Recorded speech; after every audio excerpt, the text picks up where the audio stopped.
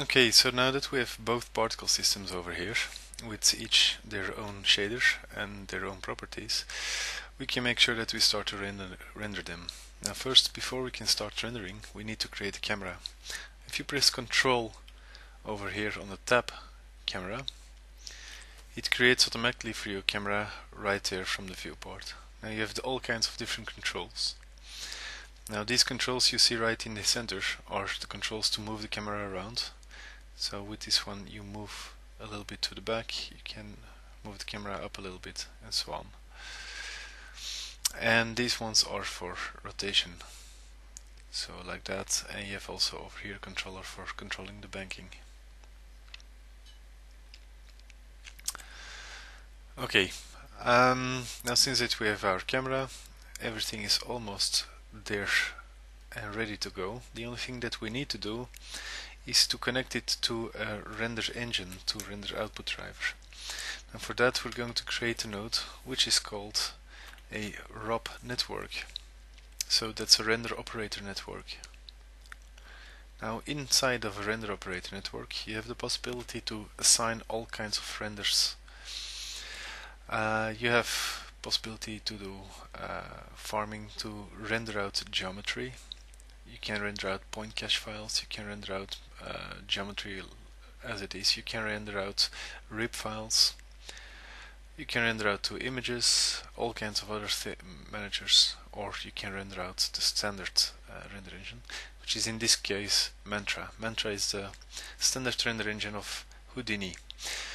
Now let's use this Mantra over here.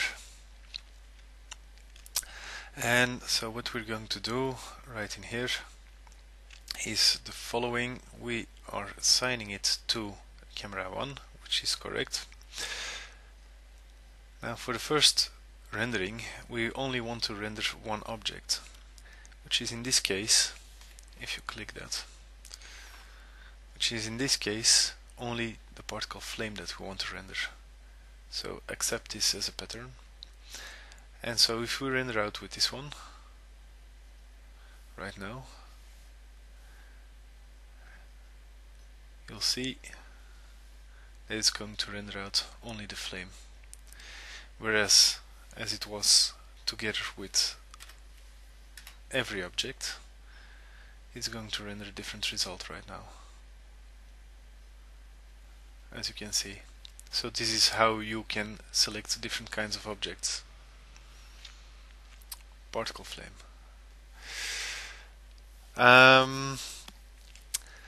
We're going to change right over here also in the properties what the output is going to be. So you can set it to a certain directory. So let's add a new folder, flame.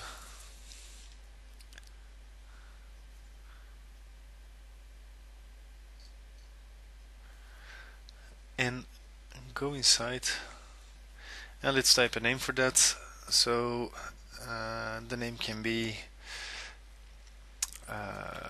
flame $F.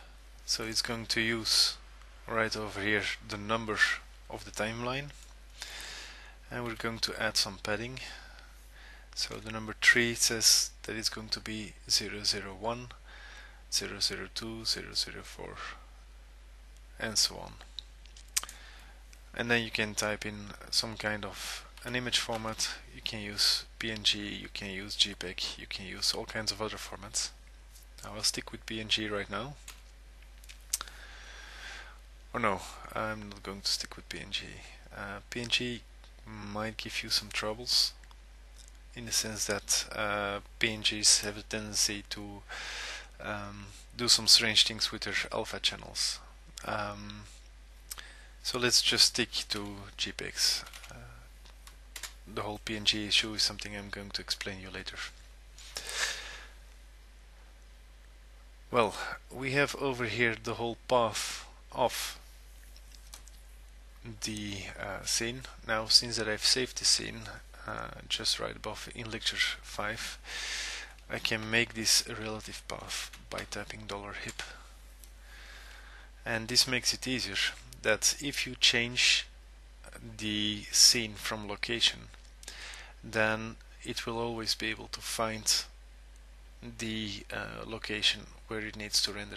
So it just has to see where is my scene saved, and then if it finds its location where the scene is, then in the same place there needs to be a flame directory, and there it can save the whole thing. So this makes it much easier for you to manage the whole project. Now let's create also a second one, a second mantra, and in this one we're going to render not the particle flame, but we're going to render the particle distortion. And let's go to properties, and let's type this to distort, like that. Now the thing is, we need to make sure that we render out the whole sequence over here. Now I'm not going to let you wait for 250 frames, so I'm going to set this up, and then I will pause the video. But before we can start rendering that, we have to change over here, render the frame range, which we see right in here. So 1 to 250, and in this case also 1 to 250. Now another neat thing is that you can also connect these nodes, these rendering nodes, so that if you render the last node of this, it's going to automatically trigger all the nodes which it is connected to. So you can have like multiple renders for multiple situations and objects like that, just being rendered in one go. So let me just click this and we'll start to render.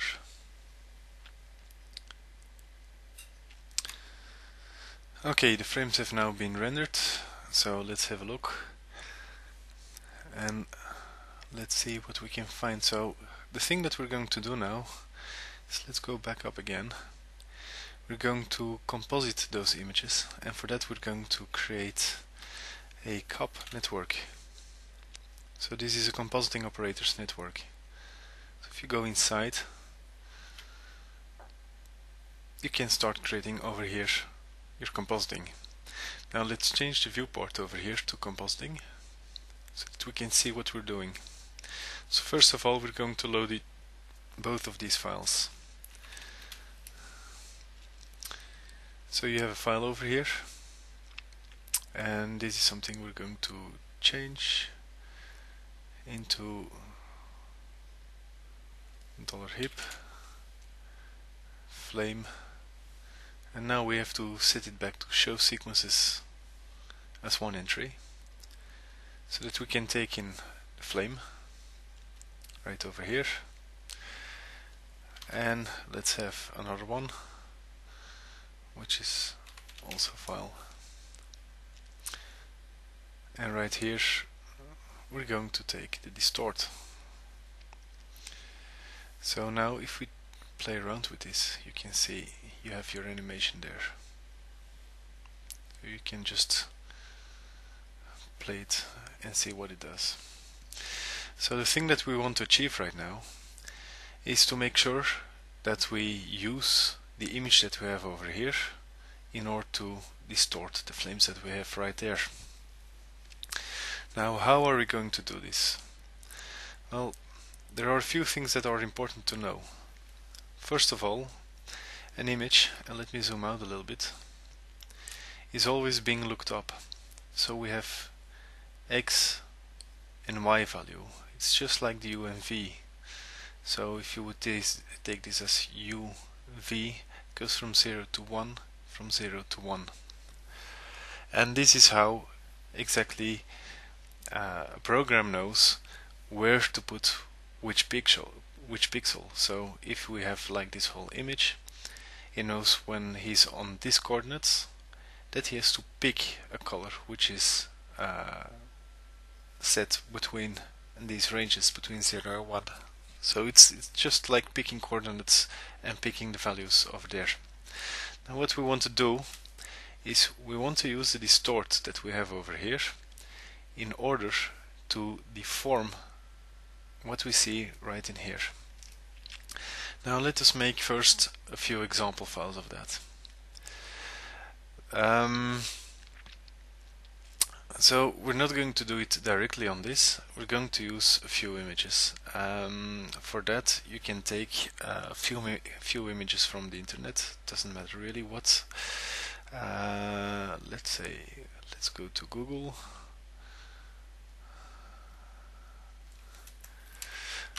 Type in nature or something like, whatever you see fitting best. Let's take this image, nature backgrounds. This looks like a nice picture. Now you can take this whole address, copy it, go in here, create a new file,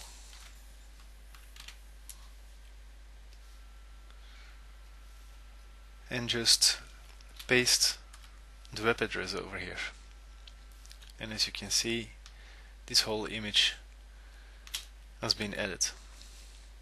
Now the effect that we want to try over here, or the most visible effect, is that we're going to create a circular deformation, a little bit like a lens going over this landscape. Now in order to do that, let's create first that shape. So go over here to matte, and we can find all kinds of different shapes. Matte. Over here you have shape, and as you can see the shape is a triangle. We're going to change that to circle, and let's make the circle just a little bit smaller. Up. Level of detail just can remain as it was, but we're going to reduce the scale a bit, just like that. Okay, and now the next step, what we're going to do is we're going to blur that shape. Now a few things that are important to know is what you find over here is the mask. This is the plane scope, meaning that it's going to operate on each one of these planes. So if we're going to blur this image, and let's blur it for a value of 300, something alike, 250. Now you see each one of those channels has been influenced by the blurring, also the alpha channel. Now, if you want, you can just exclude some of these parts being influenced by the blurring. For example, now we have the color but not the alpha. So by playing with this you can achieve all kinds of effects. So now it's only the red, only the two other, the green and the blue, are being blurred, but the red remains exactly the same. Okay, so go back to what it was. Now the thing that we need to do is we need to find some kind of direction in which we want to deform. Now how are we going to do this? Well, the best thing to see it is the following. We need to find the direction of the slope, and to find the direction of the slope we're going to need to find what the neighboring pixel is and how it behaves to that. Now if you would see this as just like one sample over a line, this whole thing, you can see it as the following. So you could see it as being like this, this dome kind of shape. And if you take it very crudely, this dome kind of shape is being sampled in pixels. So we have these pixels going up. Oops, that's not correct. Something like this. Like this. Up, up, up, up.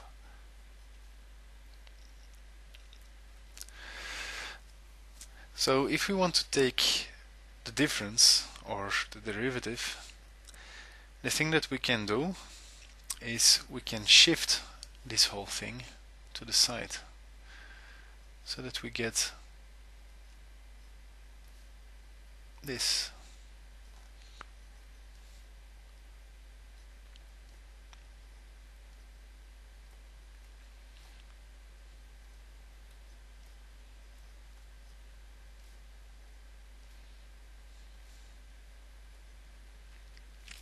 So in this case, the image is moved to the side with 1 pixel.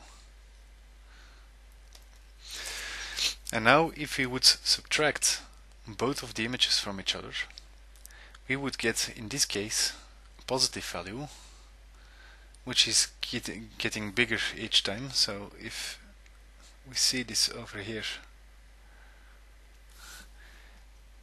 in this case we would have like a positive value over here, the red subtracted with the blue, and larger value, a large value, and a smaller value. And over here we would start to get like negative values.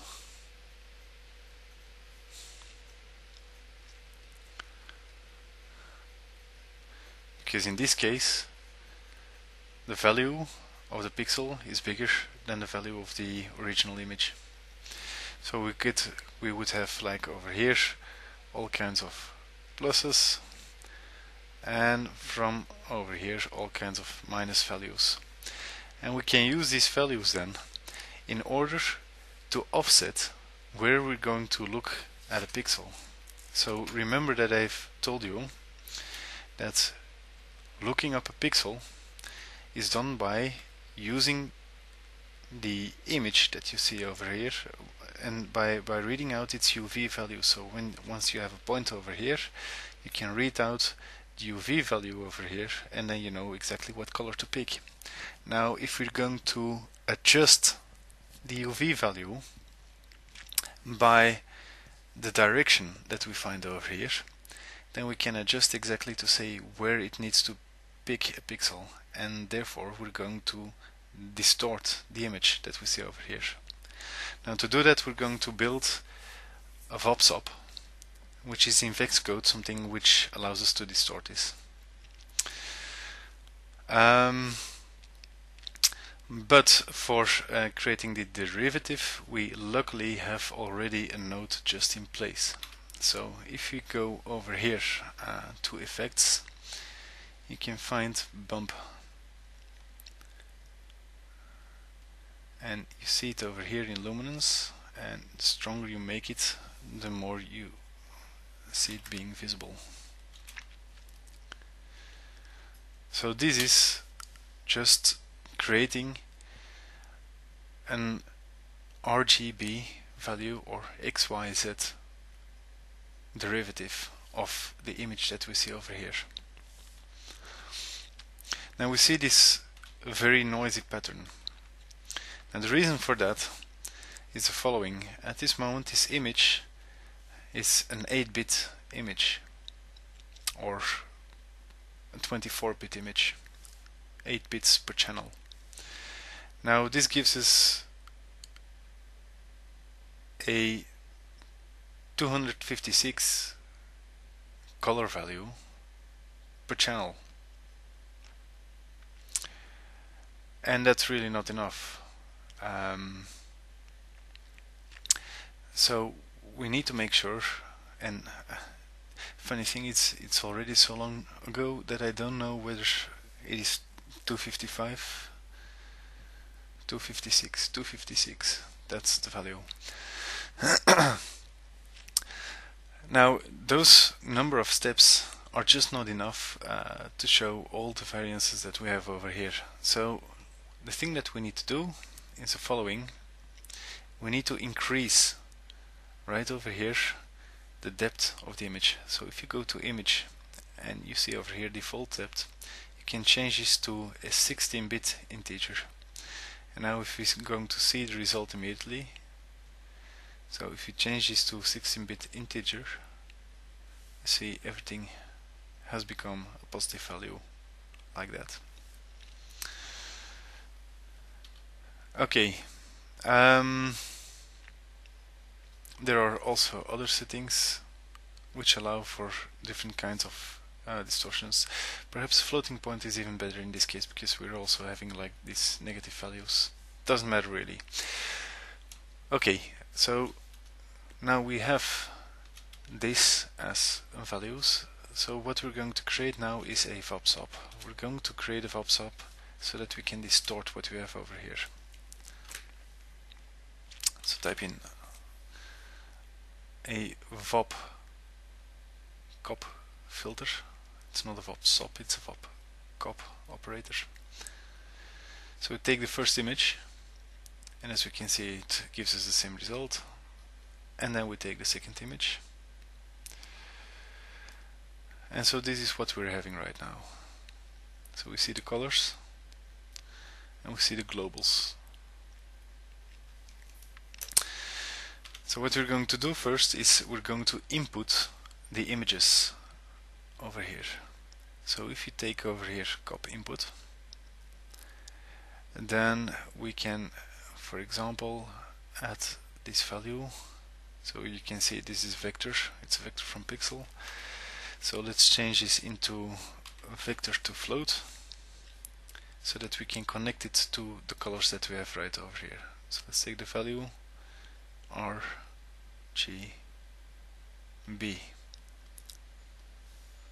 And that's the original image. Now if we change the input index to 1 so that we take the second input port, we're going to have like a totally different image, as you can see right here.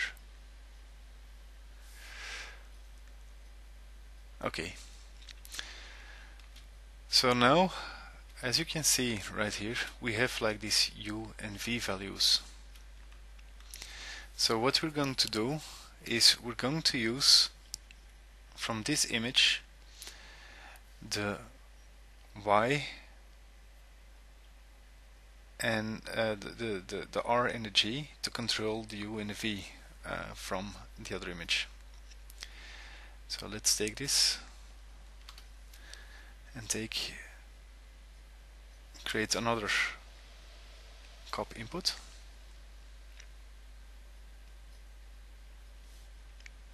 Let me create just a little bit more space so that we can see better what's going on. And if we're going to take these values and we're going to add them with the X and the Y values of the original image, then we have our deformation. So let's do that. Let's use a vector to float.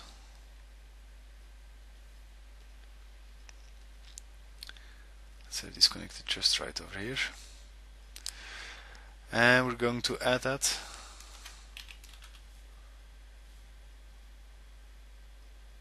Oops. It sometimes happens that the node just disappears. Add, come on.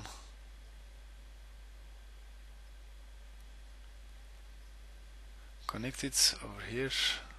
Connect it like that. And this one we connect to the U.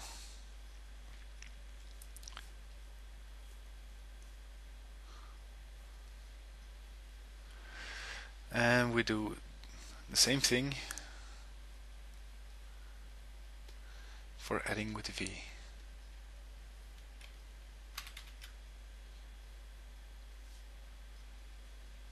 So let's take this one, connect with Y, have it connected over here. And now, as you can see, because we've connected this U and V, it has changed by default from to float from UV. So again, you have to make it to vector from UV because we want to have the colors. And now you can connect it right over here. And as you can see, we start to have already a deformation over here.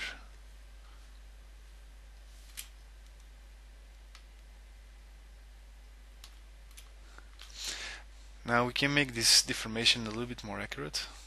If we go to the copy input that we see over here, and we add full filtering. Now you see the result is much better. Okay, there are still a few things which are going wrong, and you'll see what I mean. First of all, I don't know exactly what the size is of this image, but let's make this image a little bit bigger. Where is its image? Override size, and let's see what was the size. 1600 by 1200.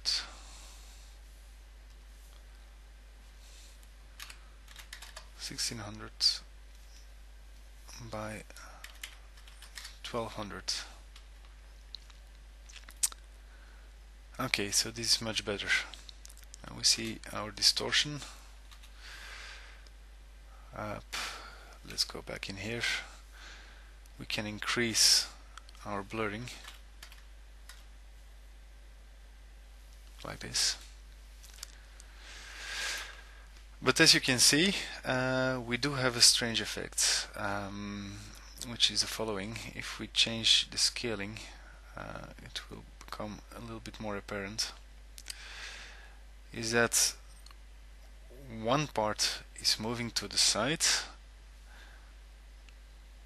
and the other part is going inward. So we need to inverse one of the values that we have. Now in this case I'm going to change the y value, and for that I'm going to use a negate.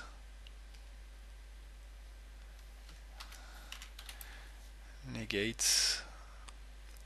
Now what the negate is going to do, it's going to make everything which was positive negative and everything which was negative positive. So just flipping the values around. So now if we're going to play around with scaling, you see we have like proper distortion.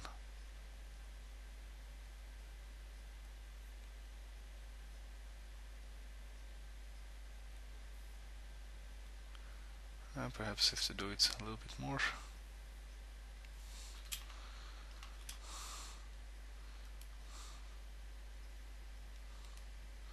Well, that's a decent distort.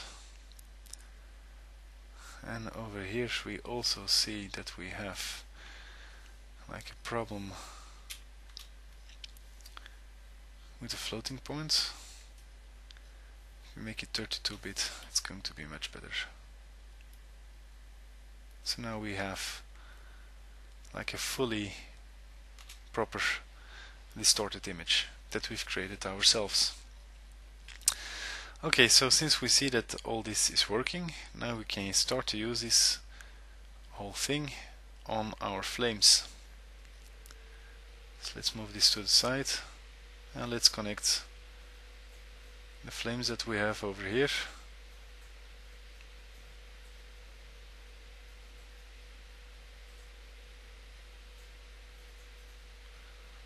Which is quite some distortion. I'm going to turn it down a little bit, like that. Okay. And let's have just a flame over here. And as you can see, we can use a little bit of blurriness just to improve a little bit the distortion that we have over here.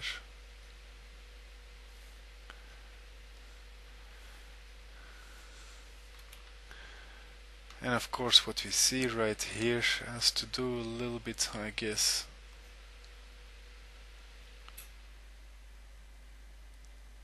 yes, this has to do with the JPEG compression. Now, as you can see, JPEG is not a very good file format to use in these cases. But what you can do is, for example, to darken the whole thing so that we don't see this, or we can subtract a little bit of that. Let's just do it like this. Just simply another flame getting through, and the same problem. We need to mask, or we need to change right over here the depth, specific depth, and change it to 30-bit floating point, and now we see like the proper deformation that you want to have. And of course you can just play around over here to control how much distortion that you want to have on your flames.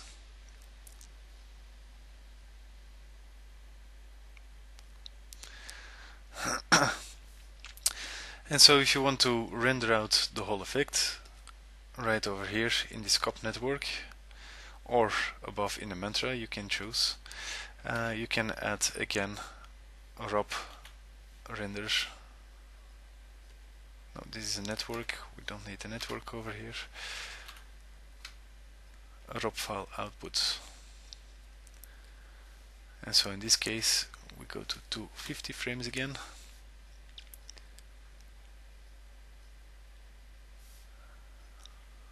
Let's put this a little bit to the side, make it a bit higher. Output picture. And we're going to put the output picture on the same spot, which is not going to be distort in this case, but which is going to be the composite. Like that. So if we render out this whole range, then we will see the new effect, and in the meantime I'm going to pause the video again. Okay, so now that the rendering's been done, you can see what the result is.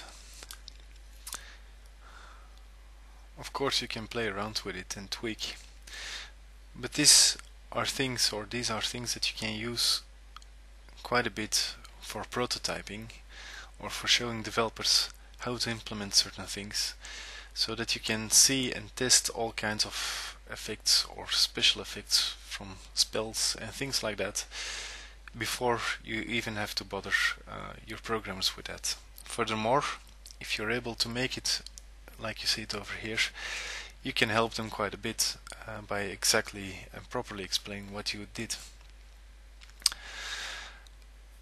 Now, the assignment you need to complete was last week you had the bomb run that you needed to create of the airplanes flying over and dropping some quite some heavy explosives. So the idea that you can do right now is that those renderings, that you put them inside of the compositing, and that you also create like distortion effects on top of that. For example, a shockwave, something that you could use with a growing sphere being rendered, or things like that. Okay, so this concludes it, and so yes, what I need to see from you is indeed proper implementation of what you've just learned over here.